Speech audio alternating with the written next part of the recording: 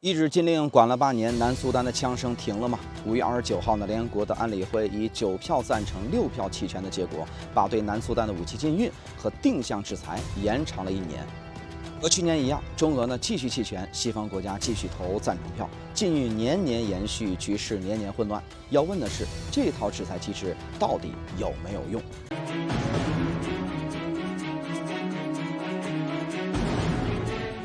大家好，我是謝飛啊，歡迎來到今天的謝飛觀察。這個聯合國的決議啊，把武器的禁運延長到了2027年的5月31號，制裁委員會的專家小組啊，這個任期延長到了2027年的7月1號。那這是一個技術性的延期，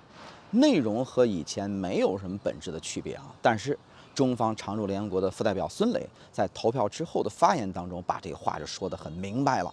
目前的制裁條款存在着很多問題，啊，对南蘇丹在這個選舉籌備、財政管理等等方面提出的要求脫離現實了，既沒有幫助到南蘇丹，反而限制了南蘇丹政府維護安全、保護平民的能力。他說呀，這個制裁是手段，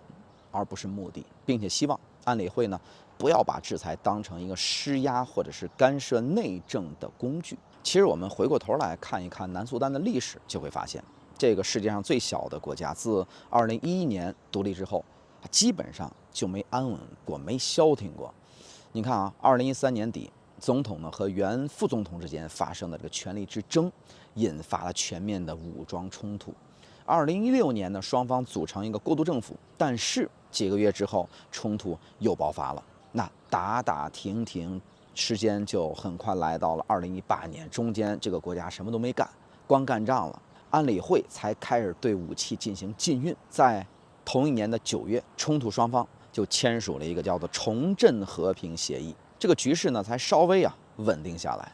但是這份穩定很不穩定。2025年3月呢，第一副總統在首都朱巴被軟禁，那麼反對派的多名的高官被逮捕。政府軍和反对派武裝在上尼罗州再一次的交火，琼格莱州等地的空袭和衝突就不斷。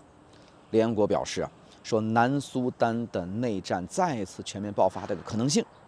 變得是越來越大了。那麼當年西方以這個自決的名義干涉蘇丹事務支持這個南部獨立運動，並且呢對蘇丹進行經濟制裁、政治分裂。南蘇丹的獨立之後呢，西方的熱情很快就消逝了留下的一地雞毛它只是一片沒有治理基礎、部族矛盾尖銳的一個新的國家。那麼從內部分析，南蘇丹境內呢有上百個部族，長期以來依靠這個武力來解決爭端。那國內的槍支泛濫，利益分配極不公正。你看，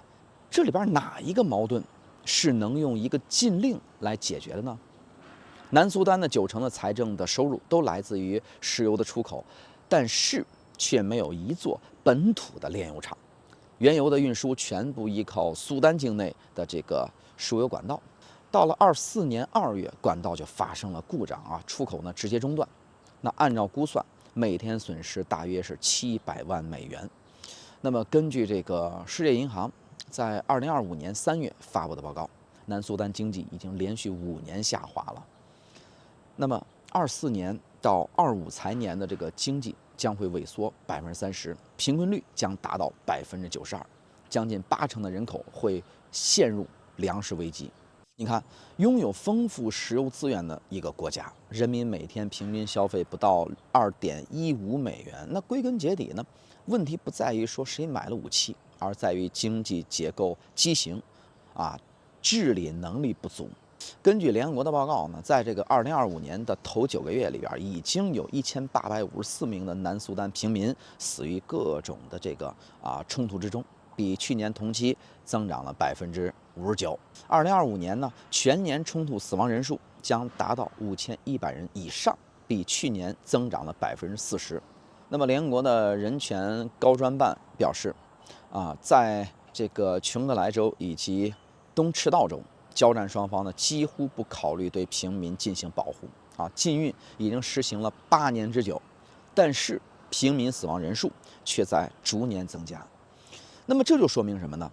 单純的武器制裁並不能触及到这场危机的本質。從禁運的實際效果來看，每年續期的這個意義不大啊。南蘇丹呢，真正需要的什麼呢？是務實的幫助啊，就是恢復經濟，推進政治和解，加強基層治理。那麼，其實呢，这個中方提出的想法也很清楚，安理会呢要根據南蘇丹的情況來調整這個制裁的標準，